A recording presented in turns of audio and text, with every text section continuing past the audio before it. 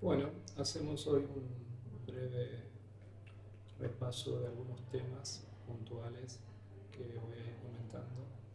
Les quería comentar sobre un poco el tema de la EPH, si a alguno le interesa, obviamente. Tuve un par de consultas sobre estos temas, algunas por mail, otras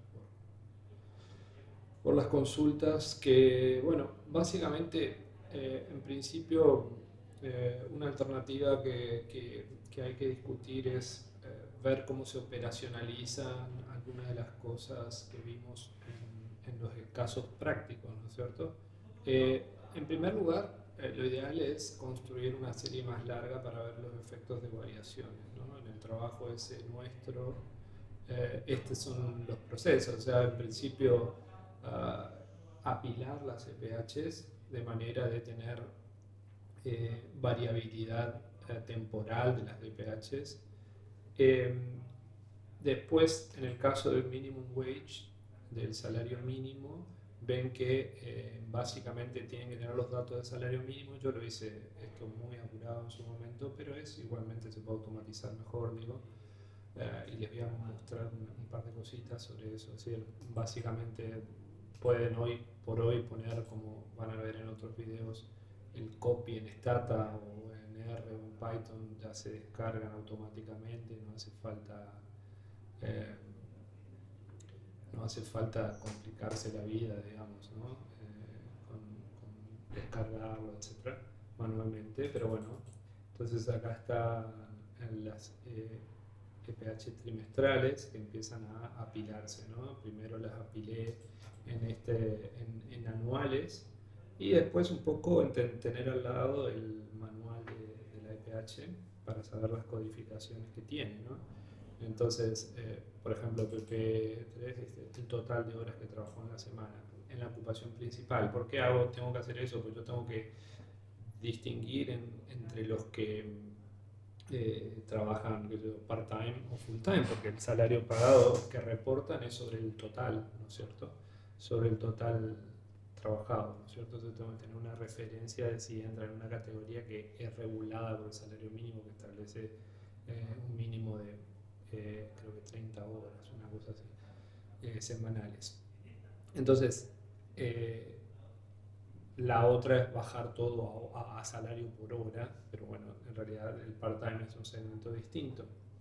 Entonces, luego tienen el P21, en este caso es el monto de ingreso de la ocupación principal, y esta categoría es, si toma valor 2 es en una empresa privada, y la categoría ocupacional 3 es de obrero o empleado, o sea, tienen una relación de dependencia. Y así ir construyendo. Entonces, LW sería el log del salario, ¿no? Entonces tengo el P21 si es mayor que 0, es decir, si reporta un salario, si la categoría ocupacional es de relación de dependencia, si estamos en una empresa privada y si trabaja más de 30 horas, como les decía. Entonces, después lo que yo hice acá fue normalizar por el salario mínimo que va variando. Entonces me queda centrado siempre, una aproximación sería el desvío del salario mínimo, ¿no es cierto? Entonces, le estaba agregando algunas cosas acá, ¿no es cierto? Entonces, básicamente esto, salario normalizado y nada más. Entonces, si yo voy acá a la parte de gráfica, por ejemplo, y tomo eso para un subperiodo, porque así como lo tengo para no aturdirlos con procesamientos de bases, están en partes de regímenes macro con características relativamente comunes. Por ejemplo, 2004 a 2007, con un tipo de cambio real relativamente alto, con una etapa de crecimiento bastante fuerte, bla, bla, bla. Entonces, si uno hace esto así, va a ver que tiene este tipo de... donde acá básicamente ven el total país, una distribución aproximada por un kernel, en este caso por una normal, no un kernel no paramétrico. Eh, pero ustedes pueden ver como que el cero, hay muy pocos violadores de la norma en el segmento formal, que es el gráfico de arriba, y muchos violadores de la norma en el segmento informal, en ese periodo. Está el segmento de abajo, eso para todos los aglomerados del país que se reportan en la EPH. Es decir, ven que más de la mitad en el segmento informal en ese periodo estaba por debajo de la norma, ¿no es cierto? Entonces, básicamente esto también, entonces hay como una especie de qué hubiese sido si no hubiese existido un salario mínimo. Ese es un punto interesante para resaltar. Entonces, si después ustedes, esa es la idea de la evaluación de programas, que no es tan fácil de hacer, ¿no es cierto? Si después hacen esto por norte, por ejemplo, entonces en la informalidad se detecta, van a ver eso en otros ejercicios más adelante, a partir de, por ejemplo, si está en relación de dependencia y si tiene aportes a la seguridad social, por ejemplo, hay distintos códigos que permiten identificar eso para generar la variable informal que toma valor 1 si no te aportan, toma valor 0 si te aportan.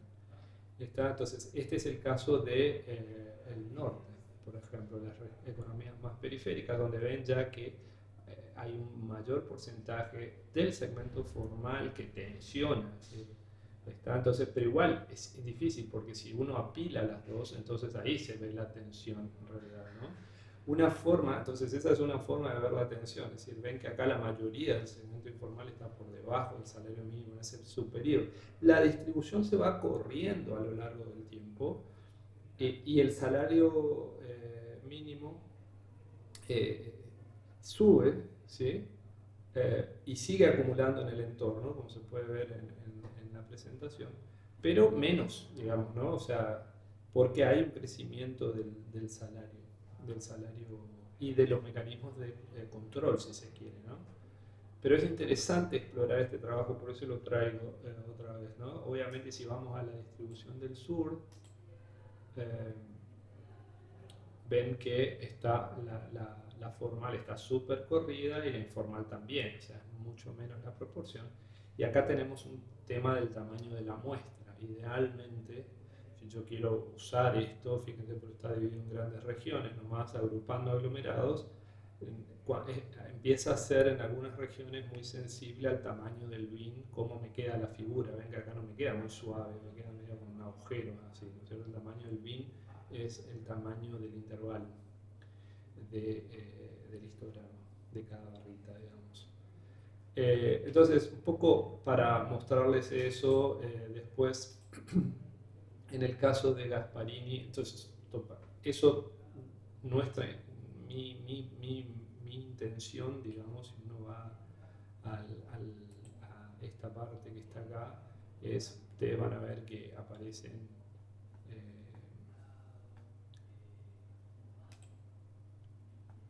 un poco, no sé dónde está, acá.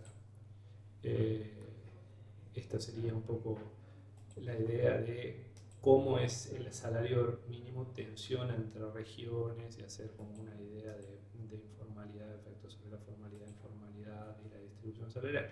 En el caso de, como les decía, entonces esa sería una forma de verlo rápido. Después, si uno quiere, por ejemplo, hacer algo así, como hacen Gasparini y compañía, entonces fíjense que lo que ellos hacen es tomar una regresión, regresión de, de este tipo. Y voy a mostrar una cosa ahí con inteligencia artificial, ¿no? Es decir, vamos acá. Quiero que ellos quieren ver el efecto del salario mínimo sobre la distribución. Entonces, para eso ellos, siguiendo la literatura, utilizan una literatura de autor y de, ¿cómo es que se llama?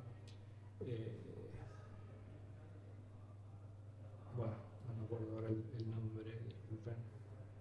El Kites Index, que se está usando en un artículo de 2018, creo que lo escribí en algún lado, raro. Pero bueno, es bastante usado en la literatura esta, que tiene mucha evidencia empírica y ya expliqué más o menos los efectos, lo que estoy tratando de hacerles notar un poco una aplicación. Entonces, básicamente, la idea acá es poner el salario mínimo en desvíos, en logaritmos, en desvíos del percentil 75, del salario de la distribución observada. En este caso puede ser por provincia, por región y por tiempo, ¿no es cierto? Entonces acá lo que tendríamos que poner es, por ejemplo, si a mí me interesa la variabilidad por regiones, sería región, vamos a poner más en general, y tiempo. ¿Sí? Entonces, en ese caso, esta como que sería una medida de tensión, una forma de trasladar esa inspección visual de tensión a una medida, ¿no es cierto? Entonces, básicamente, entiendan ustedes que cuando está más cerca del percentil 75 quiere decir que está mucho, del 75% está por debajo, ¿no es cierto?, de ese W del percentil 75. Entonces, básicamente al estar más cerca, tensiona más el salario mínimo. Y como el salario mínimo en principio debería ser menor, entonces el indicador va a ser negativo.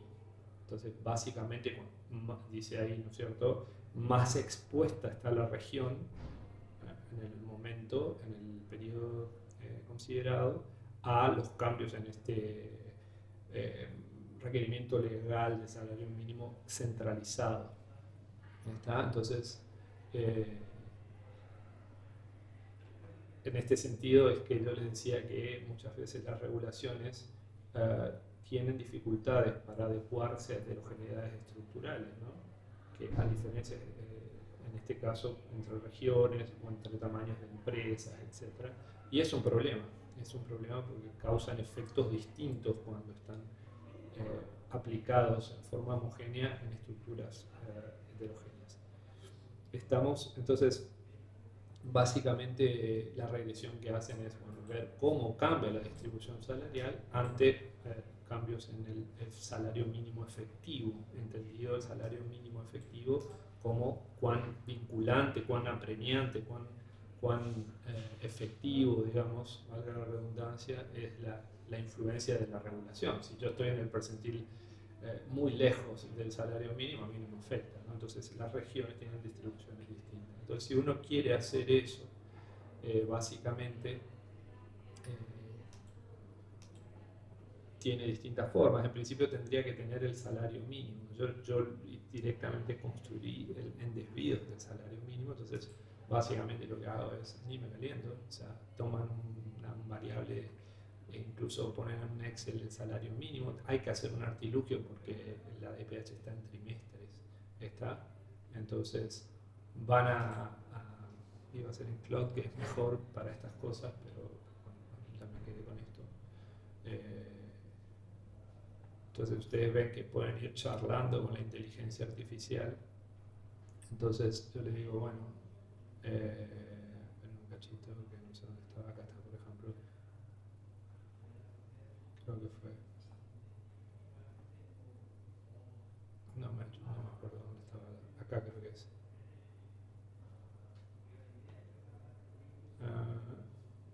Acá está, ¿ven? Yo le digo, bueno, tengo esta estructura de datos, más o menos, hice un tab para que entienda qué es lo que estoy teniendo. Le digo, bueno, usemos esta base y le digo cómo construir. O sea, acá todos los datos ya los tiene. Obviamente que si yo subo un Excel con salarios mínimos sería también algo equivalente. Y le explico cómo hice todo, le copié, le pegué nada más. Y me dice, bueno, toma eso y me genera una variable de salario mínimo directamente. ¿Está? Entonces, él insiste con el normalizado, que yo ya lo tengo, yo no quiero el normalizado. Entonces, y hace esta misma cosa que yo ya había hecho, que no le mostré. Entonces le digo, pero no es lo que quiero, ¿está? Entonces, una vez que tenés el salario mínimo, me interesaría construir un bin regression, ¿está? Entonces, esta sería la forma de decir local, le digo el tamaño del intervalo, 0,05, y a partir de ahí genero una base de datos por bines, ¿está? Entonces, todo eso es muy hoy por hoy, con un asistente como la IA es muy fácil de hacer y es importante aprender a charlar, ¿no es cierto? Entonces, una vez que tienen eso, pueden generar una base de, de frecuencias por bines. ¿Está? Entonces, a cada bin, ahora la observación no va a ser el individuo, sino un bin determinado, un intervalo de la distribución de salarios, que puede estar, entonces yo puedo ver cómo hace Sensic, ¿se acuerdan? No, esta era otra cosa que queríamos comentarles después, que es cómo hace sobre bines, ¿está? Entonces hace la regresión sobre la cantidad de masa que había y cómo que sería el efecto del cambio en el salario mínimo sobre la distribución salarial en el entorno del salario mínimo. Esa es la idea de Sensei y otros del 2019. Básicamente, entonces, son dos. Es importante cuando uno aborda un trabajo empírico entender la medida que estoy tratando de tener y la estructura de la base de datos que debería tener. En una tengo una distribución a nivel individual, ¿sí? Entonces yo puedo explicar a nivel individual qué hace que vos seas formal o informal, por ejemplo, o como que transiciones de un estado formal a un estado informal, a un estado de cuenta propista, transición en el sentido que hoy estoy en un estado desempleado, entonces tengo cuántos estados tengo, ¿no? Y que explica que yo cambie de estado hacia uno de estos otros estados.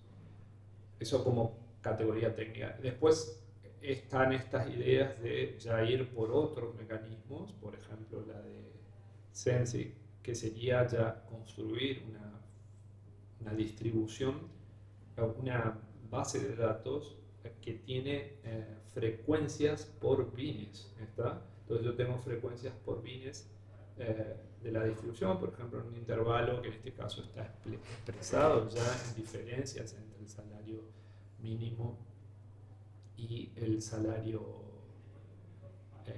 observado y el salario mínimo, quiero decir.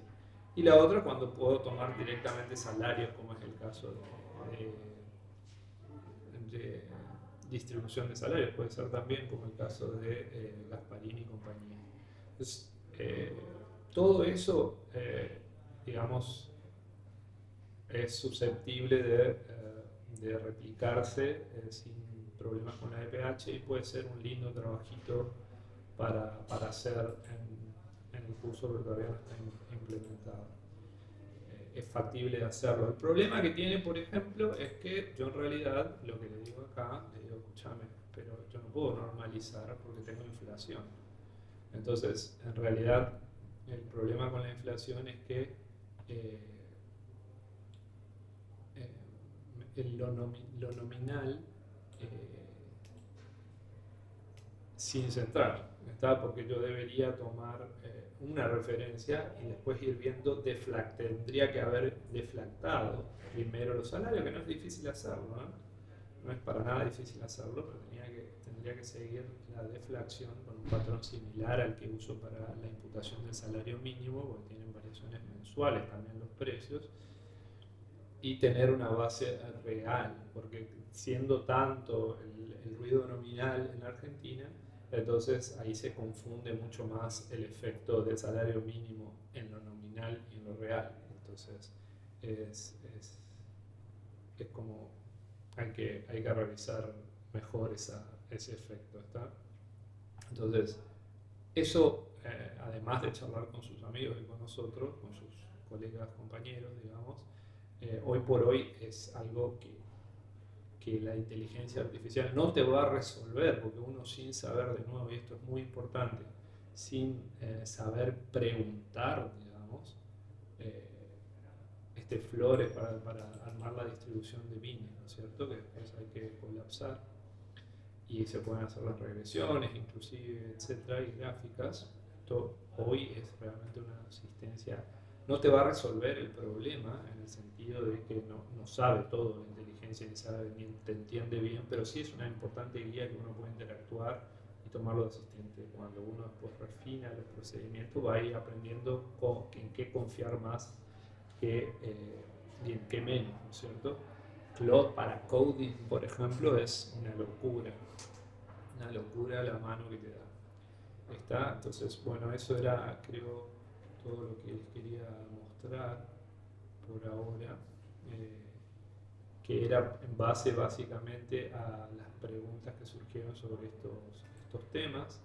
Después simplemente este gráfico, por ejemplo, que es de nuestro trabajo, que es básicamente la tensión espacial. Y lo que decía, lo que siempre tomamos de referencia para introducir, y esto es muy importante resaltar, es que si uno pone, por ejemplo, en la inteligencia artificial, ¿me podés listar los marcos teóricos relevantes de imperfecciones en el mercado de trabajo, labor economics? Entonces, básicamente, lo que le quiero decir es, hay muchísimos marcos muy asentados en